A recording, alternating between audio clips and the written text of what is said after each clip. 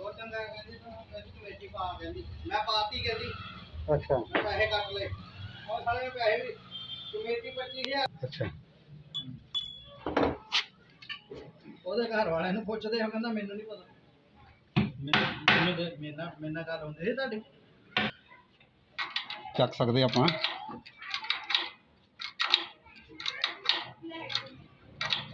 free हो गया ना हाँ हाँ हो गया देर ना हाँ हाँ